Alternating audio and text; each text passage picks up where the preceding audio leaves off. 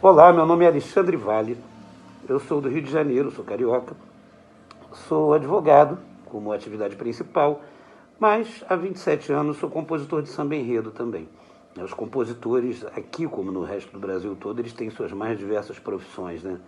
O samba é uma paixão para todos nós, uma verdadeira religião.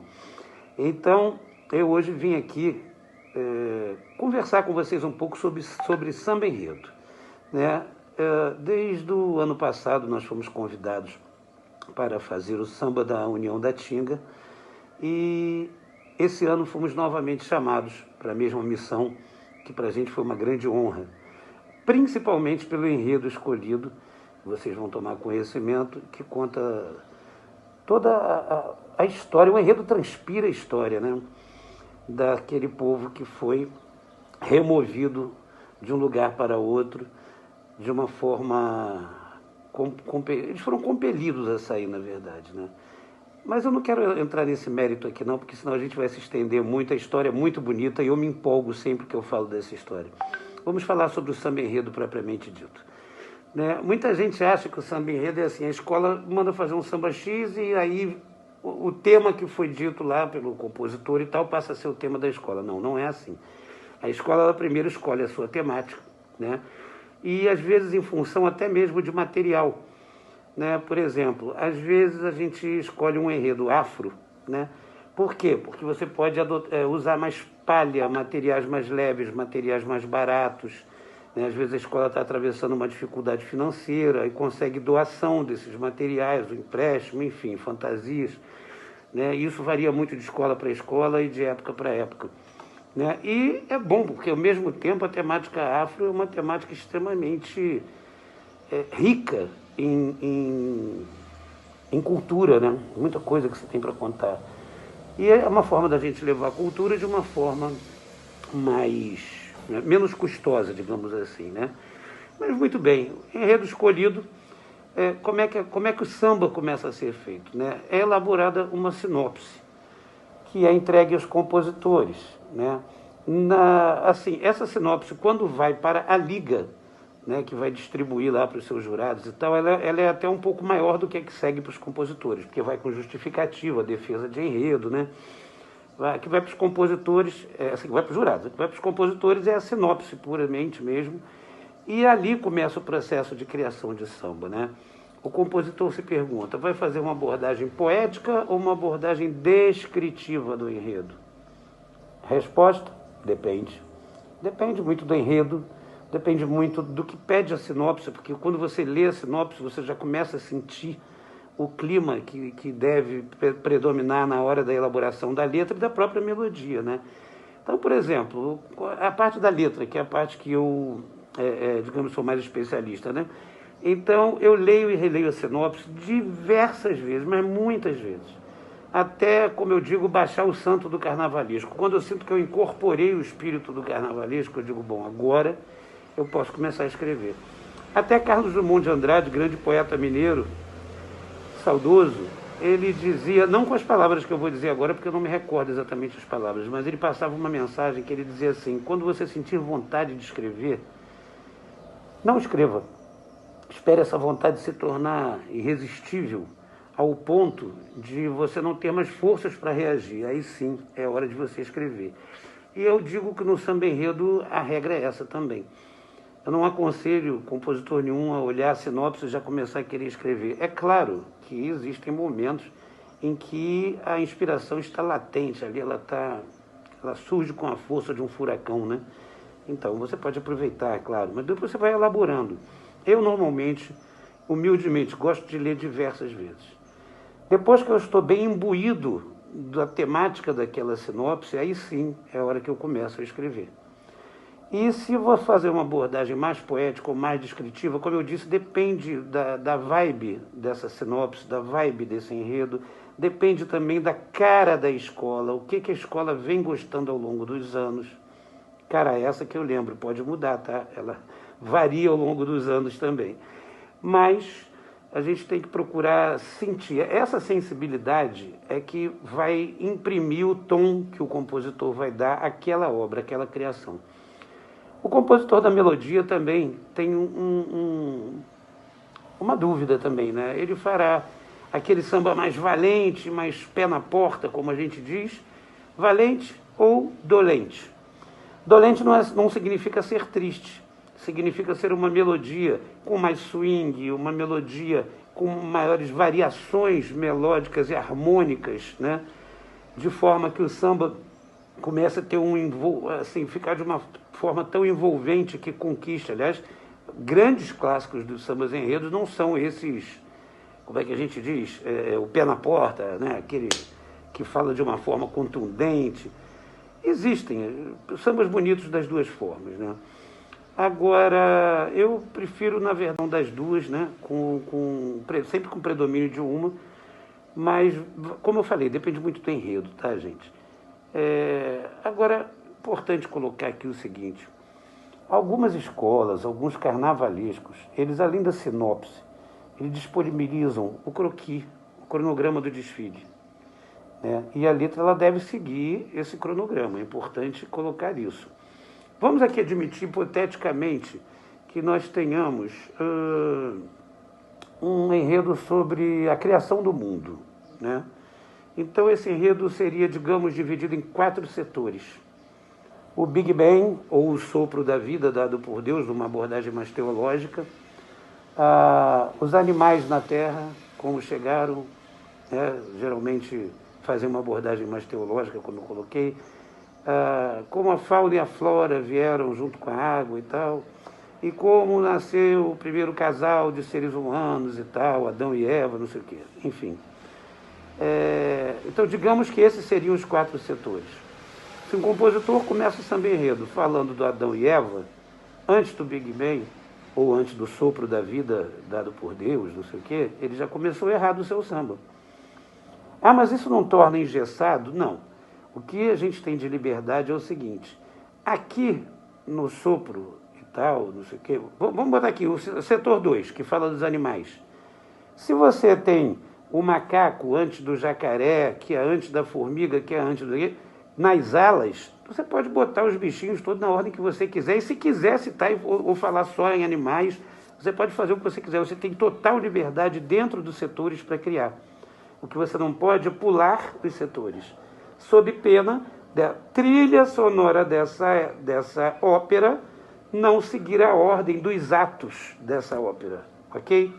Então é muito importante a gente saber isso. Existe liberdade sim, mas uma liberdade contida, digamos, né? Não há um engessamento, mas há uma disciplina, e dentro dessa disciplina, abertura para a liberdade poética, correto? Então, eu diria para vocês o seguinte, que existe também, na hora que você vai escrever um samba enredo, a gente tem que se lembrar o seguinte: os jurados, eles têm uma cartilha. Essa cartilha tem uma série de observações que não podem ser desprezadas. Por exemplo, repetição excessiva de sufixos e prefixos. Hoje eu vou brincar, pular, sambar, carnavalizar. Pronto, o cara falou um monte de ar junto. Isso tira 10º, tá, gente? Repetição de prefixos em excesso. O preconceito, a predeterminação, começou a falar muito... É a primeira sílaba que se repete em função da etimologia da palavra. Você começa a repetir aquilo, também tira 10º. Outra coisa, perdão, que os jurados observam muito é a chamada falta de riqueza poética. É quando você cai nos clichês, é quando você cai nos chavões, que são exaustivamente repetidos ao longo de vários outros sambas aí, né? Então, não sei, o amor está no ar, né? Hoje eu quero sacudir, enfim, frases assim que a gente sabe que são muito repetidas, né? Eles encaram isso como falta de riqueza poética. Então, são cuidados que a gente tem que ter na hora de escrever um samba. O samba enredo, tradicionalmente, não significa que seja obrigatório. Ele tem 2 refrões, a chamada cabeça do samba e a chamada segunda do samba. Gente, eu vou repetir, isso não é obrigatório, tá? Mas é como 98% dos compositores vem fazendo. com algumas variações. Uma vez ou outra você põe um bis além dos 2 refrões, um bizinho de 2 linhas, existe. Já vi 3 refrões também, mas tudo depende do tamanho do samba, depende do tempo de desfile, né? Então, vamos lá, a gente tem a cabeça, refrão de meio, segunda, refrão final. Geralmente o refrão final é aquele mais sacudido e o refrão de meio é aquele mais poético, mais swingado e tal. Isso, não, eu repito, não é obrigatório, mas é como vem sendo feito ao longo dos anos na maioria dos sambas enredos, né? Então, é importante que essa cronologia da letra obedeça à cronologia do desfile, correto? Então, agora, ocorre muito, gente, quando a gente está escrevendo samba, porque você começa escrevendo, acha que está pronto nada. Você vai ali na cozinha, quando você volta, você já teve uma sacada, te deu um insight, você já bolou uma outra coisa para colocar no samba, e isso acontece demasiadamente com os compositores de samba enredo. Porque você começa a se ligar novamente na sinopse e diz assim, poxa, isso aqui eu podia ter explorado melhor. Isso aqui eu podia ter encurtado melhor para se encaixar na melodia. Aliás, sob o aspecto da melodia, os sambas geralmente são feitos por parcerias, né? E eu tenho um parceiro que sempre faço samba com ele, que é o Paulo Bispo, que por sinal é meu parceiro no samba do ano passado, desse ano, né? Da União da Tinga, e também é parceira do samba do ano que vem da União da Tinga, que é o responsável pela elaboração das melodias para todas as letras que eu faço. Praticamente tudo eu faço com ele, em termos de samba enredo. E a melodia, muitas vezes, embora eu seja responsável pela letra, eu dou meus pitacos às vezes lá, como ele também às vezes dá os pitacos dele nas minhas letras, né? Porque a gente, às vezes, tem uma sacada, joga para lá, joga para cá. Então, o que a gente altera de melodia, gente, é impressionante. Isso acontece até na hora de gravar no estúdio, né? Tem dias que eu digo assim, não, esse samba aqui está perfeito do jeito que eu escrevi, não vou mudar mais não. Lê do engano, porque você sempre vai mudar. O processo de criação ele é dinâmico, né? Porque ele trabalha com o pensamento, e o pensamento não tem algemas, o pensamento não para, né? As ideias pululam, né, sobre a alma e a cabeça do compositor. Então, poesia é uma coisa que não se restringe, não se amordaça, então ela vai sempre mudando, né? Então, essa história que eu falei do estúdio, na verdade, não é uma lenda, não. Isso é uma pura expressão da verdade. Quantos sambas a gente... Aliás, praticamente todos os sambas que eu já fiz, nós acabamos mudando o samba no estúdio, né? Aliás, eu esqueci de falar para vocês, lá na minha apresentação inicial, eu já tive diversos sambas vitoriosos aqui no Rio de Janeiro e pelo Brasil também, sendo que na Escola União de Jacarepaguá me falaram até ontem que eu e uma parceira minha de samba chamada Ivanísia somos os maiores vencedores da União de Jacarepaguá. Nessa escola eu já tive inclusive a honra de ganhar, um ano, faturar os 3 grandes prêmios que existiam na época, 2004, de melhor samba do ano, que foi o troféu Estandarte de Ouro do Jornal Globo, o prêmio Sambanete e o troféu Jorge Lafon. Faturamos os 3 com uma música, ou com um samba enredo chamado Rio de Janeiro, o Rio que o mundo inteiro ama. Inclusive, um dos coordenadores do Sambanete chegou a comentar assim, ele falou, olha, se o Ari Barroso fez aquarela brasileira, vocês fizeram aquarela carioca. Eu quase chorei quando escutei aquilo. Mas se tiverem curiosidade, podem entrar no YouTube, União de Jacarepaguá 2004, o intérprete foi o Richa. E, como eu falei para vocês, juntamente com a Ivanisa, somos um dos recordistas de samba enredo naquela escola. E também me falaram ontem, que eu também não sabia, que eu seria um dos maiores vencedores lá do Carnaval da Intendente Magalhães, que é onde as escolas dos grupos inferiores concorrem aqui no Rio de Janeiro. Mas eu não vim aqui para falar de mim, vamos voltar aqui ao nosso processo de criação, né? Como eu falei, essas alterações feitas no estúdio, muitas vezes elas advêm do próprio pedido do próprio cantor. O cantor diz, olha, eu acho que isso aqui, se desse uma esticadinha, ficaria mais bonita, né, e tal. Aqui eu acho que está um pouco corrido e tal. E aí, porque o intérprete, né, é a pessoa que veste a roupa na sua obra, né? Então, muitas vezes a gente altera em samba enredo. E eu queria finalizar com vocês falando sobre como que o samba enredo chega a ir para a avenida, depois que ele é feito. Normalmente as escolas fazem concursos de samba enredo, né? E esses concursos têm vários dias, até que você tem. Eu costumo dizer que parece, na verdade, um Big Brother, né? Porque você vai eliminando, eliminando, eliminando, até ter uma semifinal e uma final. Hoje, com o advento da pandemia, a gente tem isso feito de forma virtual. Estão sendo feitas lives agora, né, para a escolha de samba. O ser humano sempre inovando, né, mas não deixando de fazer o trabalho que tem que ser feito pela cultura, pela arte, pelo samba, pelo carnaval. E existe também a modalidade de encomendas, né? A gente também tem vários sambas encomendados, inclusive o próprio samba da União da Tinga. Ano passado foi encomendado para a nossa parceria, eu e Paulo Bispo, e esse ano novamente. Ano passado ainda tínhamos o Pichulé, nosso cantor de samba enredo, muito bom aqui do Rio de Janeiro também, assim como o Paulo também, um excelente cantor, o Paulo Bispo. Então, aceitamos honrados a encomenda que nos foi feita pela União da Tinga. O enredo, como eu disse, é imperdível, procurem pesquisar, é muito, muito tocante e procuramos fazer a melhor obra possível, né? E por isso hoje nós podemos bater no peito e dizer, sim, nós temos samba.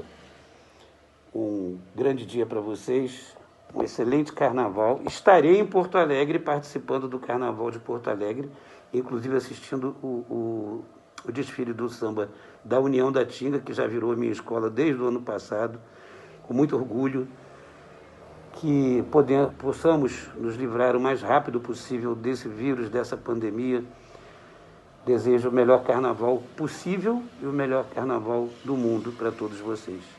Fiquem com Deus, um bom dia, boa tarde ou boa noite, dependendo do momento que vocês estejam aqui me assistindo, ok?